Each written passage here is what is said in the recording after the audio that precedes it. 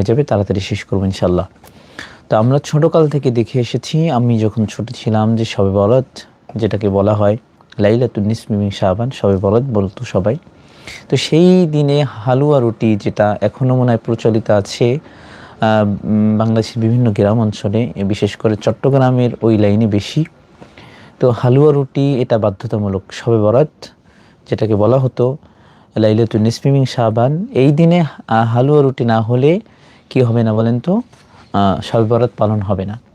তারা কি যুক্তি দাঁড় করাতো? যুক্তি হচ্ছে রাসূল সাল্লাল্লাহু আলাইহি ওয়াসাল্লাম উহুদের যুদ্ধে তার দান মোবারক শহীদ হয়েছিল, অর্থাৎ তিনি উহুদের যুদ্ধে আহত হয়েছিলেন, তার দান মোবারক শহীদ হয়েছিল।